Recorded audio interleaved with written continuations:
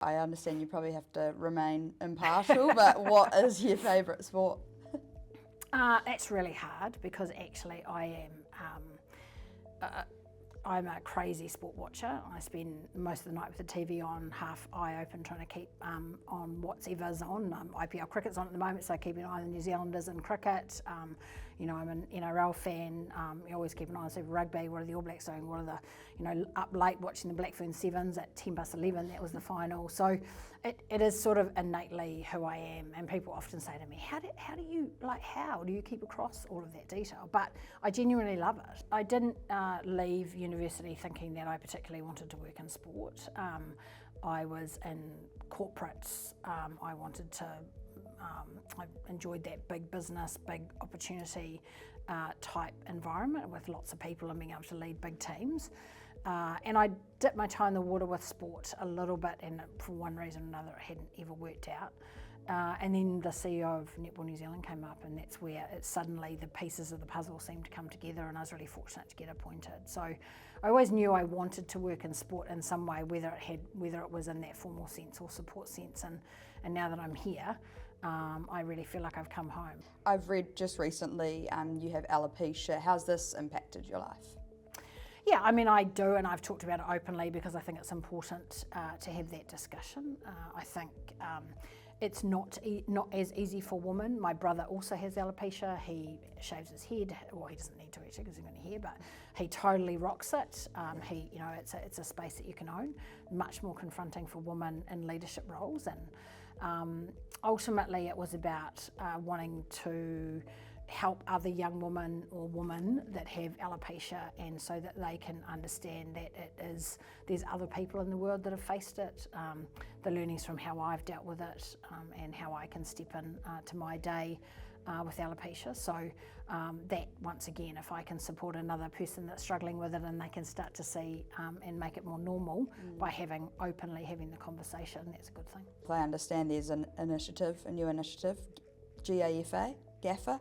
Is that how you say it? Explain this for me. So USA, UK, New Zealand and Australia, I think, come together using some of our top level doctors and psychologists and experts that have specifically developed skills in female health. When I first started in this sector, only 10% of any research around the world was on females. Now that's improved. I think we're sort of getting up to near the 20 or 25%. And so that's the type of focus that this group will have. How do we find that information? What are we doing to grow learnings for particularly women and women's health? How can we not just treat all women as small men, but actually say, what is it they need? How much different support do I need than a male athlete? And we just don't understand. The science is new. There's still a whole lot more learning to be done, and that's what GAFA ultimately will focus on. The growth in school sports, community sports participation. How important is this as well when it comes to getting kids off technology these days? Yeah, I mean, it's a hard thing, isn't it? Is because is the aspiration to get them off technology, or is it to use the technology to help them use their physical activity? So I think there's a bit of both. I know there's sort of no phones in schools.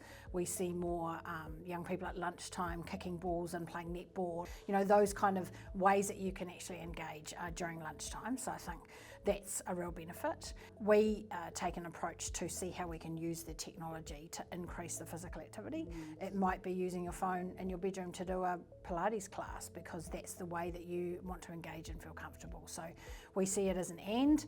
Any way we can get people out playing sport or organised sport, that would be great, but also engaging in a way that your community is engaging is good as well. We've been really fortunate to have advocates, prime ministers, ministers of sport that really believe that the value that we get out of sport and performances on the world stage is not just important to New Zealanders and New Zealand as a whole, but actually more and more is starting to become an opportunity to open doors. So Prime Minister Luxon and Minister Mitchell were in India last week, and really it was sport that opened many of the doors. So the aspirations of free trade agreement with India, so that's an MFAT type government driven focus, but actually it was the sport diplomacy piece of having Ross Taylor and Ajaz Patel there, so that they were co-leading that with Dame Therese Walsh, that allowed them to open doors, the New Zealand government, and get to places and have conversations in a way that they might not otherwise have had the opportunity. And we know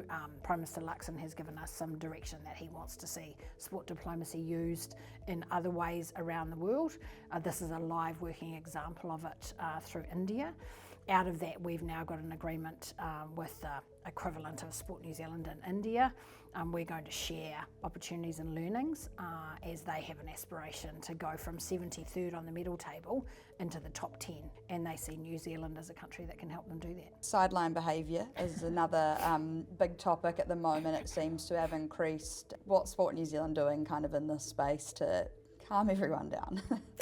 I wish I had a magic wand, because the research also tells us that that is one of the biggest turn-offs that stops young people playing. So if I play and I come off the court, mum, dad, caregiver, coach critiques me, is constructive criticism about how I might improve, or coaching is great, but actually criticism is not any way for a young person to want to stay in a sport for longer. Remembering that most young people that play for fun. 98% of games that happen in any given weekend are not the World Championship final, although you would think so by what's happening with the behaviour. And that's really Balances Better as the initiative from Sport New Zealand level, where we encourage either coaches or parents to actually focus on skill development and enjoyment and fun and inclusivity. Equally, we've got some of our regional sports trusts that are talking about sideline behaviour initiatives to make sure we're really educating our parents and our coaches about how they can improve the experience. It was our most successful Olympics. How do we build on this, and what's the plan to ensure the next one's even more successful? Well, that's the secret sauce, which is part the system that New Zealand's created. So we do have some unique individuals in a science, tech, coaching and strength and conditioning innovation type space that can work closely with the athletes to help them be able to perform the best that they possibly can. We've got a good level of investment from government to allow us to invest in those outcomes, and that continued investment will be important. We have national sports organisations with good governance, good focus, good systems in place, that thing we talked about, winning and wellbeing, to make sure we bring that together. And then we have absolutely had generational athletes, and it will be really hard to find the next Lisa Carrington, because most humans don't win 3 gold medals, right? Like, they just don't. And so, how we start to look at unlocking and replacing the likes of Lisa Carrington. I mean, how do you Dame Sophie Pascoe in a Paralympic sense?